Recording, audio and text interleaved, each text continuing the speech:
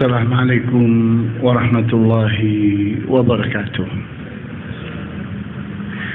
إن الحمد لله نحمده ونستعينه ونستغفره ونعوذ بالله من شرور أنفسنا ومن سيئات أعمالنا. من يهده الله فلا مضل له ومن يضلل فلا هادي له. وأشهد أن لا إله إلا الله وحده لا شريك له وأشهد أن محمدا عبده ورسوله لا نبي بعده. نصلي ونسلم على رسولنا الأمين وعلى آله وأصحابه ومن تبعهم بإحسان إلى يوم الدين. وبعد، إخواني وأخواتي في الدين، أعزكم الله. Kita sedang mempelajari akhlaknya para ulama as-salafus salih, di mana di antara akhlak mereka adalah mereka merasa mulia dengan hidup bersahaja. Kita lihat banyak orang yang tertipu dengan dunia ini, sehingga menganggap bahwa orang mulia itu dengan dunia. Maka mereka menghormati dan memuliakan orang kaya karena kekayaannya. Mereka memuliakan penguasa karena kekuasaannya. Mereka memuliakan orang yang terkenal karena ketenarannya. Mereka itu memandang dengan pandangan-pandangan yang bersifat duniawi. Padahal dunia ini fana. Dunia ini mudah untuk rusak dan umurnya tidak panjang. Kalau kita ingin mulia, maka mulialah yang bersifat abadi. Mulialah dengan kemuliaan yang bersifat abadi. Di saat seseorang itu mulia karena Allah, maka Allah itu abadi. Bukan sesaat seseorang mulia karena dunia ini, kemudian dunia ini hancur, kemuliaannya pun ikut hancur. Apalagi seseorang mulia karena dipercaya oleh orang. Kepercayaan orang hilang, maka hilang pula kemuliaan orang itu. Kita lihat seseorang memiliki rumah gampang pudar, gampang rusak. Seseorang memiliki mobil mewah, ternyata dalam tempo 4-5 tahun mobil itu pun sudah mulai pudar, sudah mulai rusak dan bermasalah. Seseorang membanggakan kecantikan dirinya, kegantengan dirinya, ternyata juga umurnya tidak panjang. Di mana kecantikan seseorang dan kegantengannya itu hanya berumur beberapa tahun. Habis itu pudar, melemah, dan seterusnya. Jadi, disinilah paradigma yang harus dibangun. Karena akhlak itu lahirnya di dalam jiwa. Kita harus mampu membedakan antara akhlak dengan moral. Di mana akhlak itu adanya di dalam jiwa. Sedangkan moral itu apa yang terlihat oleh orang. Kita setelah melihat seseorang, kita bilang, waduh, ini moralitasnya orang ini buruk ini.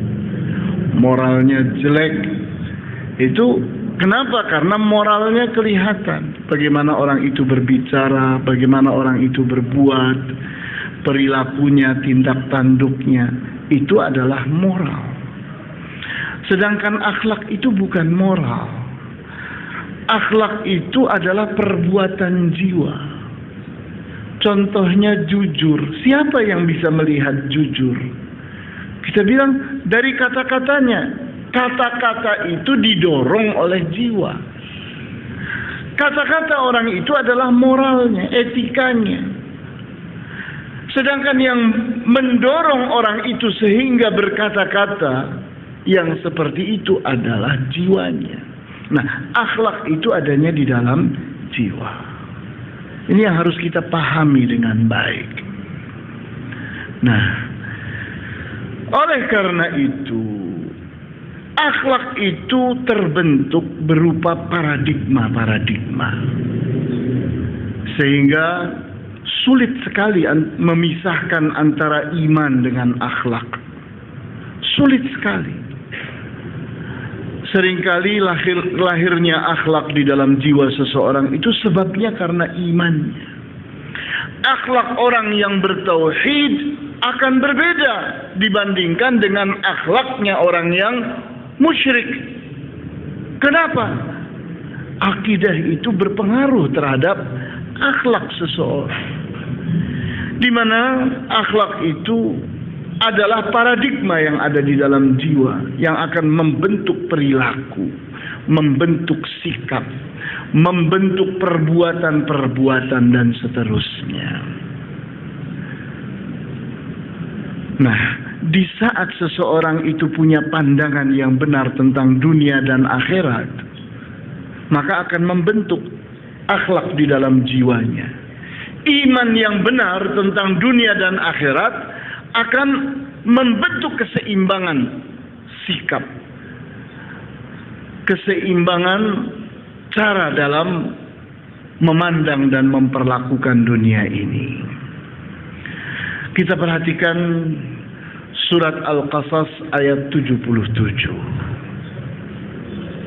Wabtaghi fima ataka Allahu ad-daral akhirata wa la tansa nasibaka minad dunya wa ahsin kama ahsana Allahu ilaika wa la tabghil fasada fil ard inna Allaha la yuhibbul mufsidin.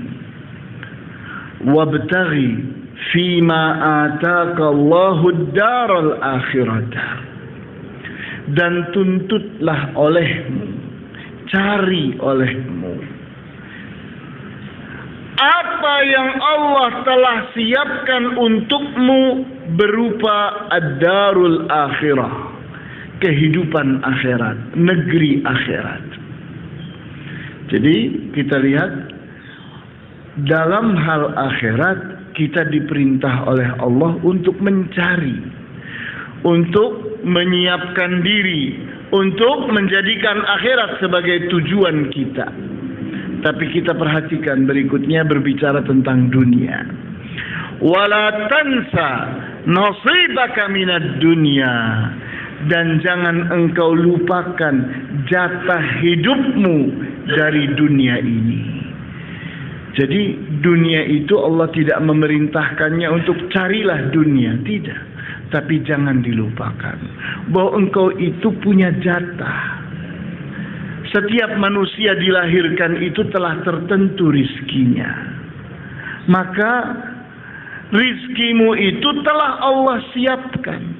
Itu adalah nasibmu. Itu adalah jatah hidupmu yang tidak mungkin bisa direbut oleh orang. Rizki kita tidak mungkin hilang. Di saat sesuatu hilang, memang itu bukan rizki kita. Tidak mungkin rizki kita salah nyampainya ke orang lain. Tidak ada itu. Rizki itu tidak mengenal sesat, tidak akan kesasar. Dia akan sampai kepada pemiliknya. Sehingga Allah mengatakan wala tansa, dan jangan engkau lupakan nasibaka minad dunya, nasibmu, jatah hidupmu dari dunia ini. Wa ahsin kama ahsanallahu ilaik, dan bersikap baiklah engkau seperti Allah bersikap baik kepadamu.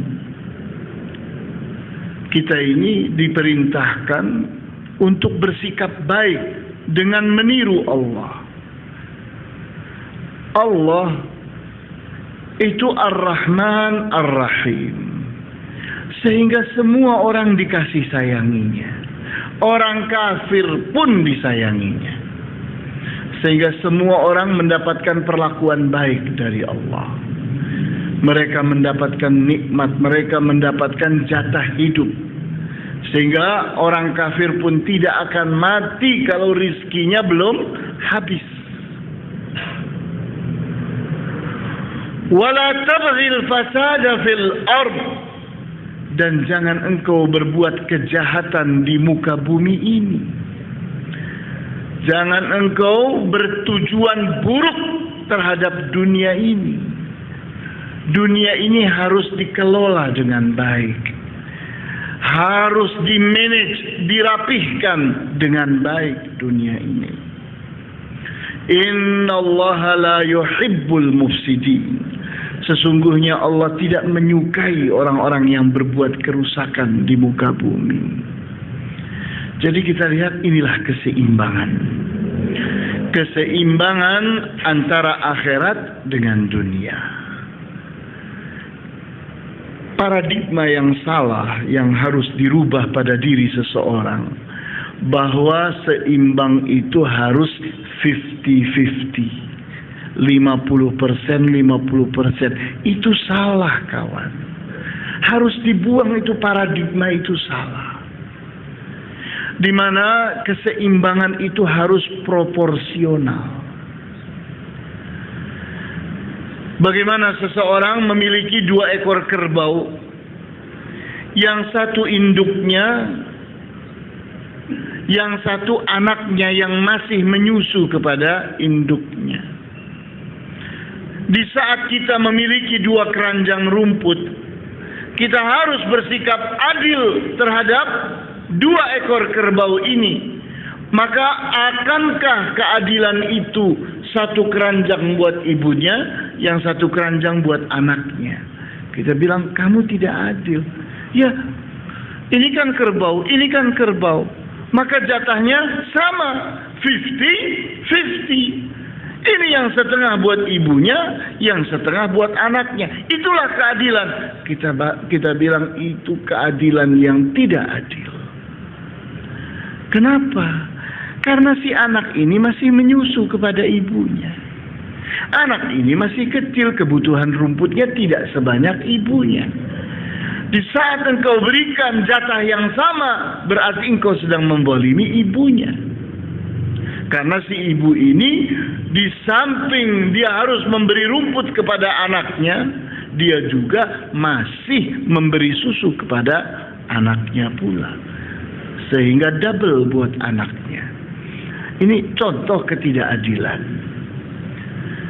Begitu pula dalam memandang akhirat dan dunia, di mana akhirat itu umurnya abadan, selama-lamanya, sedangkan dunia setiap orang hidup jatahnya paling banyak 100 tahun, paling lebih sedikit. 100 tahun saja seseorang hidup di dunia ini sudah repot, sudah merepotkan orang. Berapa sih umurnya dunia ini? Kita ukur dari zaman Nabi Adam sampai ke zaman kita sekarang, paling baru belasan ribu tahun. Belasan ribu tahun. Dan kita sudah melihat tanda-tanda hari kiamat sudah semakin lengkap. Artinya umur dunia dengan umur akhirat itu tidak seimbang. Dunia ini pendek, akhirat itu selama-lamanya. Maka orang yang menganggap akhirat dengan dunia itu harus sama, dia tidak adil. Dia tidak adil. Orang kalau menjadikan akhirat sebagai tujuannya, dia dapat dunia, dia dapat akhirat. Orang yang menjadikan dunia sebagai tujuannya, dia belum tentu dapat dunia, dan sudah pasti dia tidak dapat akhirat. Kita lihat. Maka tidak adil orang yang menyamakan dunia dan akhirat. Kemudian kita perhatikan hadis yang sahih diriwayatkan oleh Al-Bukhari, di mana hadis ini berbicara tentang 3 hal. Ini manusia, ini harapannya, dan ini ajalnya. Manusia, harapan, dan ajal, 3 hal. Anas bin Malik radhiyallahu anhu mengatakan, khatta Rasulullah sallallahu alaihi wasallam khattan. Suatu hari Rasulullah SAW menggaris di tanah, seret. Wa qala hadzal insan. Kata beliau, ini adalah manusia. Wa khatta ila janibihi khattan. Kemudian di samping garis manusia tadi, Rasulullah menggaris garis yang lain. Wa qala hadza ajaluhu. Ini garis yang di samping garis ini ajalnya manusia. Manusia itu setiap saat mungkin mati. Sangat dekat sekali antara seorang manusia dengan ajalnya. Dia tidak tahu kapan mati. Yang pasti mati itu terus menyertai seseorang. Kemudian wa khatta akhara ba'idan minhu. Kemudian beliau menggaris sebuah garis yang ketiga, jauh dari 2 garis yang pertama ini. Wa qala hadzal amal. Dan beliau katakan, ini adalah harapan. Jadi harapan itu jauh, sementara kematian itu dekat.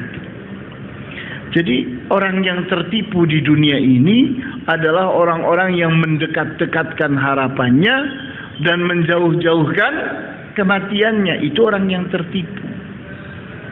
Karena yang benar itu kata Rasulullah SAW, bahwa ajal itu harus didekatkan. Setiap hari kita berpikir bahwa kita akan mati, sedangkan harapan kita jauhkan. Kenapa? Karena harapan itu belum tentu terjadi. Betapa banyaknya orang yang tertipu oleh harapannya sendiri, di mana tidak ada kenyataan yang seindah harapan. Terus seperti itu, kita ditipu lagi. Waktu masih berbentuk harapan, indah sekali. Begitu setelah jadi kenyataan, biasa-biasa saja. Dan itu berlangsung berulang-ulang. Sehingga tertipulah kita dengan harapan-harapan itu terus menerus, bukan sekali 2 kali. Bainama huwa kadzalika id ja'ahul aqrab. Di saat seseorang sedang berharap, tahu-tahu ajalnya datang, mati. Mati masih penuh dengan angan-angan. Saya belum punya ini, saya belum punya itu, saya masih menginginkan ini, saya masih mengharapkan itu, dan seterusnya. Harapan-harapan. Sehingga di antara contoh orang yang tertipu, di saat seseorang diberi kekuatan sebelum mati, yang semestinya dia gunakan untuk mewasiati dirinya, mewasiati keluarganya, tidak. Malah kesempatan kuat sebelum mati itu dia manfaatkan untuk bicara tentang dunia lagi. Nah, pelihara toko kita ya. Nah, usaha-usaha kita jangan gagal nak ya. Perhatikan, wah mati habis itu. Wasiatnya urusan dunia. Kasihan sekali. Kasihan sekali.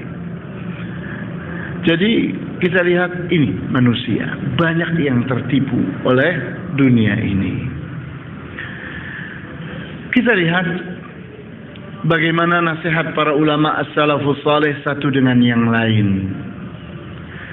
Di mana ada seseorang sedang membangun rumah, maka kawannya itu menasehati. Katanya, apakah engkau membangun bangunan untuk kehidupan yang kekal? Kamu ini membangun ini untuk kehidupan yang lama. Kita lihat manusia di zaman ini kalau membangun bangunan begitu kokohnya, akan ada bangunan itu bisa jadi 50 tahun, bisa jadi 100 tahun. Lah, kamunya sudah berumur berapa? Sehingga bangunan itu harus berumur 50 tahun, berumur 100 tahun. Begitu kamu meninggal dunia, anakmu berebut dan saling menohok satu dengan yang lain. Engkau yang kecewa di alam kuburmu. Padahal kalau kau mau berpikir, jatah hidupmu di dunia ini sedikit, di mana ajalnya seseorang itu dekat sekali. Kita tidak tahu bahwa kita ini akan hidup berapa lama di dunia ini. Hidup di bawah pelepah daun pun cukup bagi orang yang selalu dikuntiti kematian. Kalau setiap kita itu menyadari bahwa saya setiap saat bisa mati, kita tidak tahu kapan mati itu. Tapi yang pasti, mati itu sesuatu yang dekat dengan kita. Oleh karena itu, orang yang menyadari bahwa dirinya akan mati tidak layak untuk membangun bangunan-bangunan yang mubazir, bangunan-bangunan yang berlebih-lebihan. Tidak ada tuntutan dari kehidupan kita. Di antara contohnya,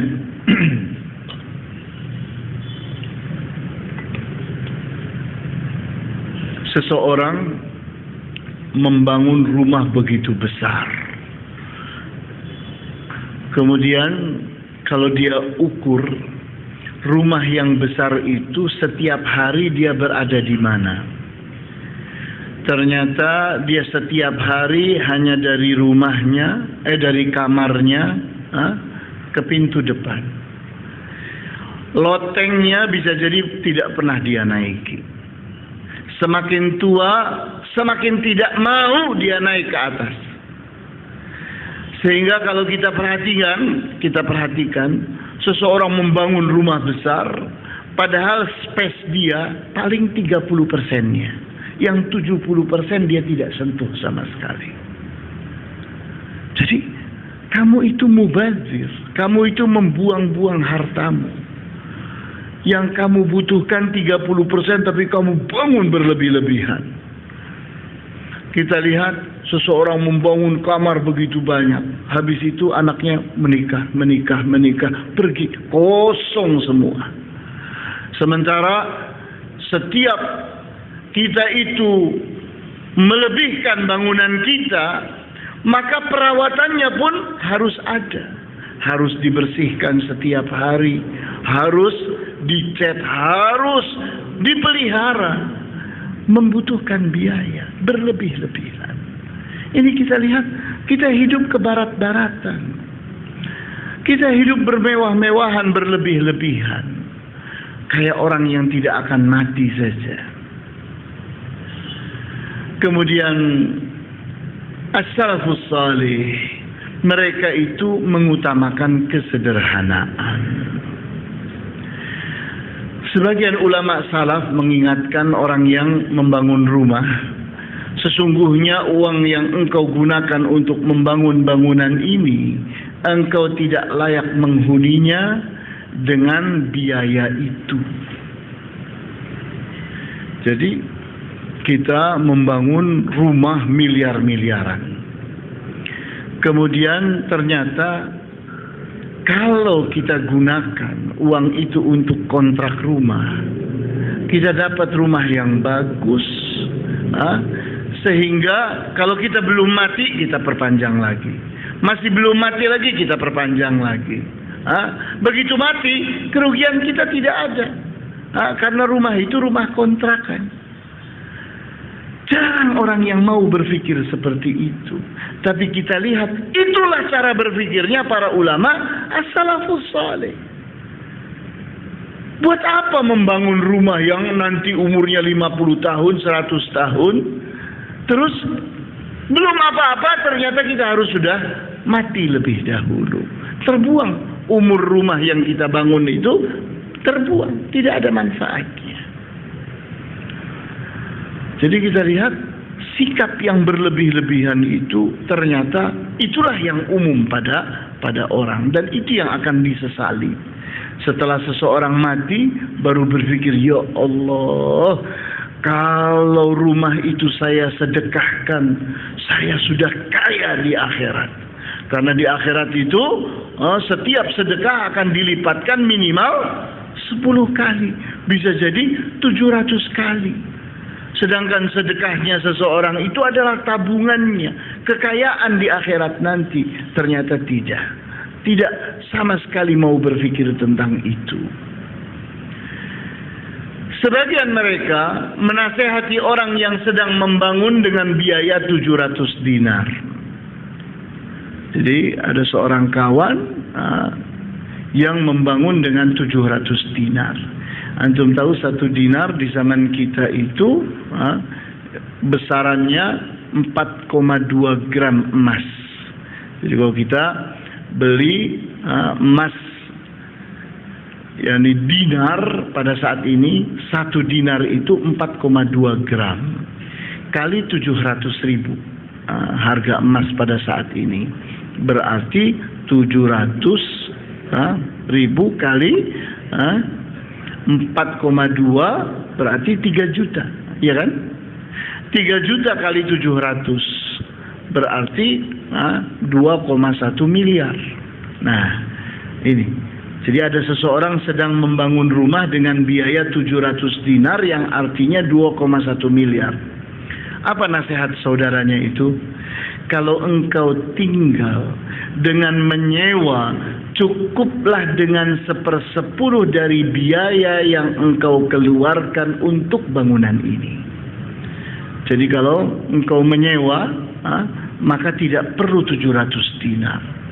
Cukup dengan 70 dinar kau dapat rumah yang bagus. Sehingga kita akan perpanjang lagi. Belum mati juga, perpanjang lagi. Belum mati juga, perpanjang lagi. Sehingga pada saat mati tidak rugi. Tinggal sisa kontrakan. Mampukah kita berpikir seperti itu? Ini cara berpikirnya para ulama as-salafus salih. Mereka setiap saat berpikir akan mati. Sedangkan kita berpikirnya akan hidup. Saya masih lama lagi untuk hidup. Kata siapa? Kita bilang, siapa yang menjanjikan engkau bahwa engkau akan hidup 10 tahun lagi, 20 tahun lagi, 50 tahun lagi? Siapa yang menjanjikan engkau? Tidak ada. Tapi kematian pasti. Maka Rasulullah menggambarkan, ini seseorang, ini kematiannya ada di sampingnya. Setiap saat mendampinginya. Karena dia tidak tahu kapan dia mati. Tapi harapan jauh, kita tidak tahu kapan itu terjadi. Kita tidak tahu. Bisa jadi kenyataan harapan itu, bisa tidak terjadi sama sekali. Kemudian para ulama as-salafus salih, mereka selalu berusaha untuk menghindari ambisi dan panjang harapan. Kita lihat yang menyebabkan umat Islam itu lemah apa sih? Ini ambisi dan panjang harapan. Ini yang menyebabkan orang itu jadi tamak, jadi rakus, jadi sombong, jadi iri dan dengki. Ini penyebabnya. Di saat seseorang itu berambisi, pasti banyak musuhnya. Karena dia berambisi, orang-orang yang lain pun berambisi. Maka terjadilah perebutan. Kita tidak pernah ada orang bunuh-bunuhan berebut surga. Tidak ada. Tapi orang bunuh-bunuhan rebutan kekuasaan sangat banyak. Orang bunuh-bunuhan berebut harta sangat banyak. Bahkan di antara kakak dengan adiknya. Ribut sampai bunuh-bunuhan. Kita pun mendengar itu. Kenapa? Inilah kehidupan. Di mana orang itu banyak yang tertipu oleh dunia ini sehingga ambisi terhadap dunia. Dan panjang harapan. Seolah-olah yakni akan hidup selama-lamanya di dunia ini. Masih panjang lagi kehidupannya di dunia ini. Kita tahu bahwa inilah yang disebut dengan cinta dunia. Hubbud dunia. Kenapa umat Islam itu lemah? Rasulullah bilang hubbud dunya wa karahiyatul maut. Cinta kepada dunia dan benci kepada kematian, tidak ingin mati, ingin hidup selama-lamanya. Nah, ini tertipu dia, sehingga akibatnya dia tidak pandai menggunakan waktu, menyia-nyiakan waktu. Semua perhatiannya habis untuk dunia. Akhirat tidak mendapatkan jatah perhatian. Ini orang yang tertipu oleh dunia ini. Sehingga begitu banyaknya orang yang tertipu. Dan berikutnya, Islam jadi lemah. Umat Islam jadi lemah. Kenapa? Karena semua orang berpikir tentang hidup di dunia. Padahal seorang mukmin dia sangat berharap mati di jalan Allah. Sehingga kita lihat para ulama salafus saleh itu selalu mencanangkan setiap tahun itu ada jatah untuk pergi umroh dan haji, ada jatah untuk pergi berjihad. Jadi jadwal hidup 1 tahun itu para ulama salafus saleh mencanangkan itu. Tahun ini saya ingin umrah, saya ingin pergi haji. Nanti jadwalnya bulan ini saya berangkat, pulang bulan ini. Kemudian di saat dikumandangkan jihad, dijadwalkannya untuk pergi berjihad. Jadi hidup itu diploting oleh mereka. Kapan harus berjihad, kapan harus pergi umroh dan haji. Dan itu berlangsung setiap tahun. Itu cara berpikirnya mereka seperti itu. Mereka ingin dapat semuanya. Dunia dapat, akhirat dapat, kesempatan untuk mati di jalan Allah pun dapat.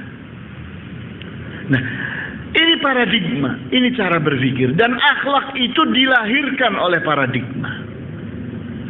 Orang yang paradigmanya salah, akhlaknya pun salah. Orang yang paradigmanya benar, akhlaknya pun benar. Kenapa para ulama as-salafus saleh akhlaknya demikian mulia? Inilah paradigma mereka.